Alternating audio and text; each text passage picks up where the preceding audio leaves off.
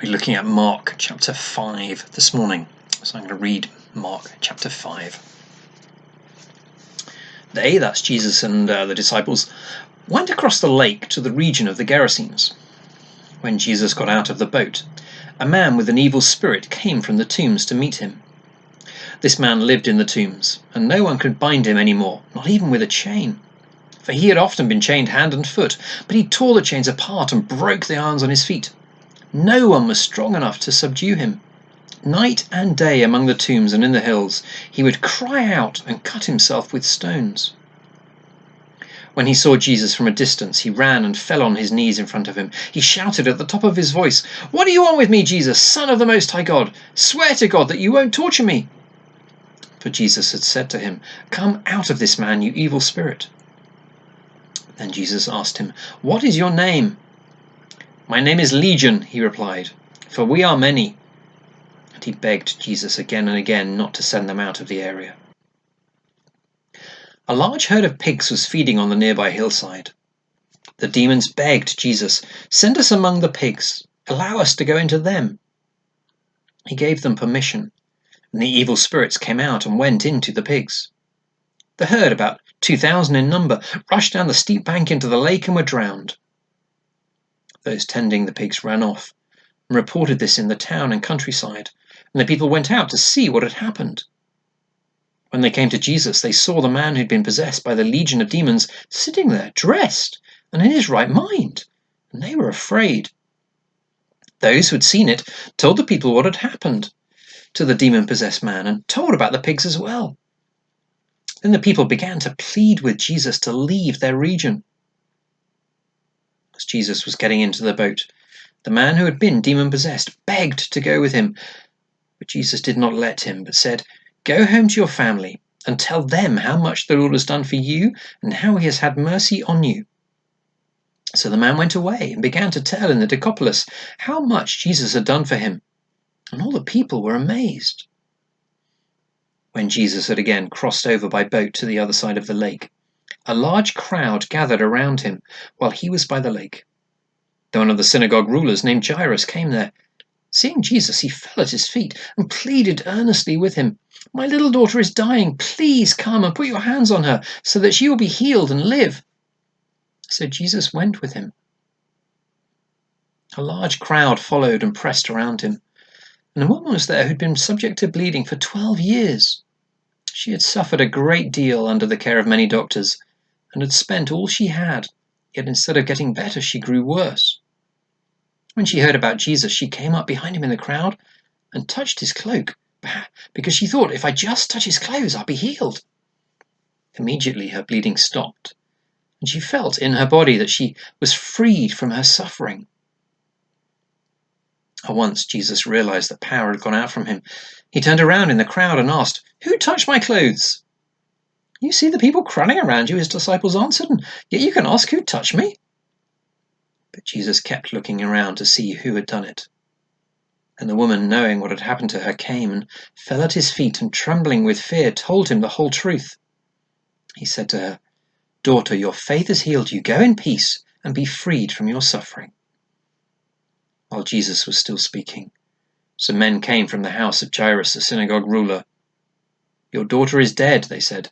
"Why bother the teacher any more?" Ignoring what they said, Jesus told the synagogue ruler, "Don't be afraid, just believe." He did not let anyone follow him, except Peter, James, and John, the brother of James. When they came to the home of the synagogue ruler, Jesus saw a commotion, with people crying and wailing loudly. He went in and said to them, "Why all this commotion and wailing? The child is not dead, but asleep." But they laughed at him.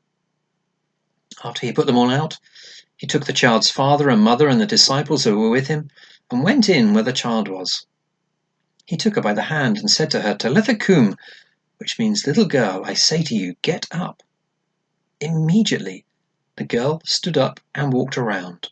She was 12 years old. At this, they were completely astonished.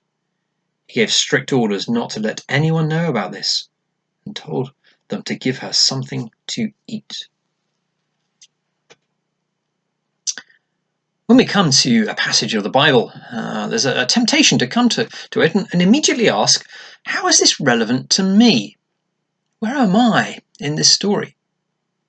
And these stories in chapter 5 do speak to us. They're about us. They're relevant to us. But first and foremost, they speak to us about Jesus. They teach about Jesus. He's the hero of the Bible. He's the hero of these stories here. So what do we see about Jesus from them? From the end of chapter 4, we see that Jesus has authority over nature. The wind and the waves obey him as the disciples in the boat. They fear the storm raging around them. But the wind and the waves obey Jesus. He has authority over nature.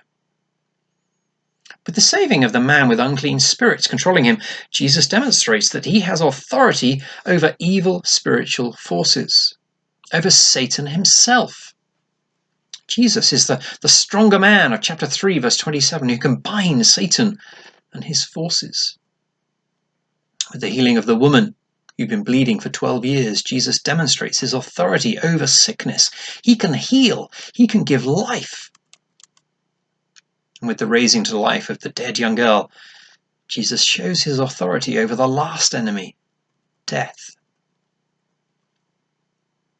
We've been looking through Leviticus on Sunday mornings.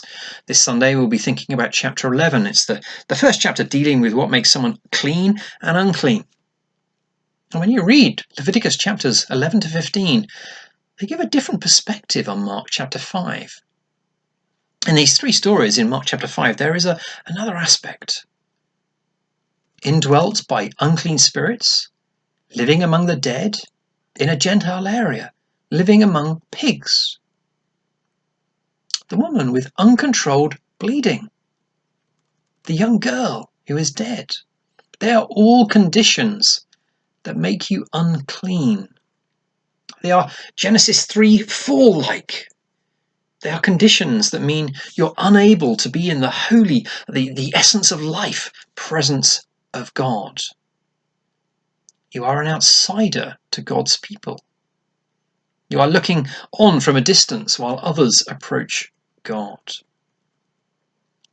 And to touch something unclean is to be tainted with that uncleanness. It's contagious. It would have taken the woman great courage to approach Jesus through the crowd if she was known to the people there.